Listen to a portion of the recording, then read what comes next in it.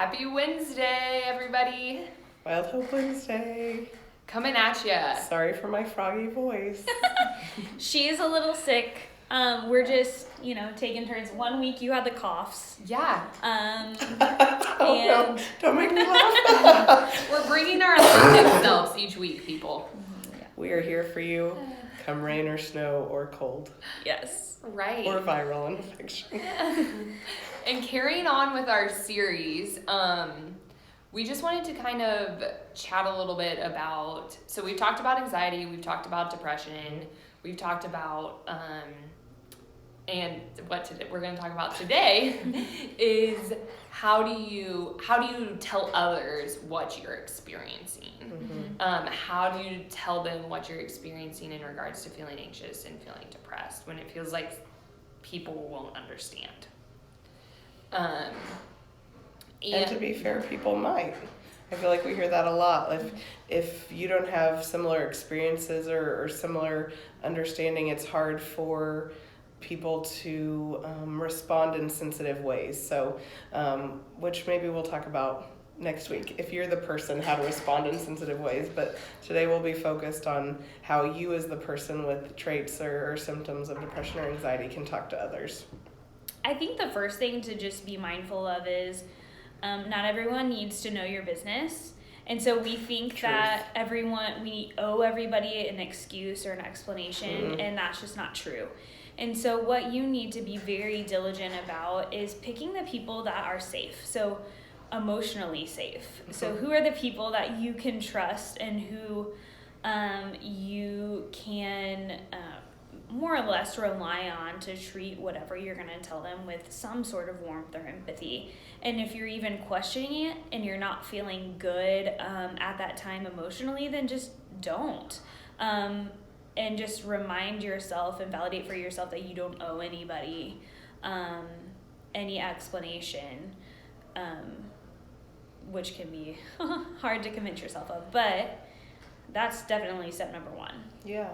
And even then, sometimes it can surprise you. You can think you've picked a safe person, and you can be surprised. So maybe ease in with a lower level self-disclosure and test the waters with that person. A good rule of thumb, I think, is, we talk about therapeutic thirds. So maybe a third of the people in your life are going to say something hurtful or harmful if you go to them with this information. A third of the people in your life might say something neutral that just doesn't, sway one way or the other.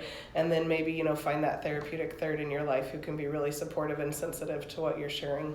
I love the way that sounds, the therapeutic third within that. And something that comes to mind for me is when you find that therapeutic third, maybe something that you could offer them is we've talked about some imagery and things like that. So really normalizing and finding what it feels like for you. What is that imagery that maybe they could grasp and understanding? And also maybe trying to show a little bit of assertion in the sense of this is what I need from you, my therapeutic third, my trusting person, if I'm feeling like this. Or this is something that would be helpful for me when I'm feeling really down. And this is something that's not helpful at all. Also. Yeah. It's so good, like Maureen said, to have a plan, because often when we're feeling really low, when we're panicking, when we're feeling really depressed, it's hard to find the words. So if you and maybe your partner, somebody who's your go-to person, have a plan for, if this happens in the future, here's what you can do. Instead of trying to find something in the moment, if that other person already knows how to support you, what are the specific things that are helpful when you're feeling some way, then you might not, have to say much in that moment because you've done that assertive communication ahead of time. Yeah. You could even scale it, have numbers for describing your mood for that day or how you feel like you're going to be able to handle that day or new situations or stressors in that day.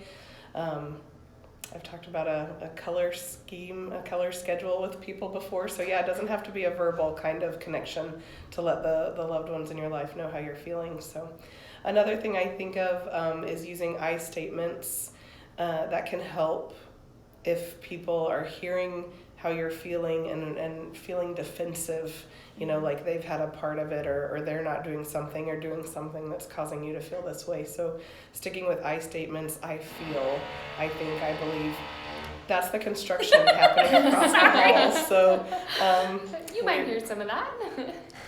we're not doing anything else. So So these ladies might be like, Stevie, don't say this, so I'm sorry in advance. I'll just ask for forgiveness later. Ooh. But let us know if one thing that we have tossed around in the idea space that is our offices is having some sort of support group for loved ones. So if you think that, just let us know. We kind of want to gauge interest level for possibly having a support group for people who have loved ones who are suffering from depression or anxiety, just to give them some tools and some actual, like...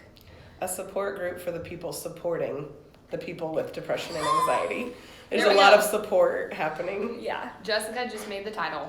Titled So class. the title The title. of it all. But yeah, I think I'm so glad you said that, Stevie, because I think that is also a scary piece if you are the person Yeah. experiencing anxiety and depression. Like, how do I, Yeah. how do they know how to handle it, or will it be too much for them? Because I've been so isolated and kept this to myself. Yeah. So I think, yes, we want to have a part in helping support you, support your people. And we are going to have a dedicated video about that next week, about if you aren't necessarily the person who has depression or anxiety, but your friend, partner, spouse does. Next week we'll talk more about that. Yeah. So the most important thing is, if you're experiencing depression or anxiety, that you talk to someone about it. And if there's not someone in your life who's safe, make sure you're reaching out to a therapist or some kind of resource or person who can help you change how you're feeling. So We're that here in for mind. you. Yep. Yep. Have a great Wednesday. Wish you well.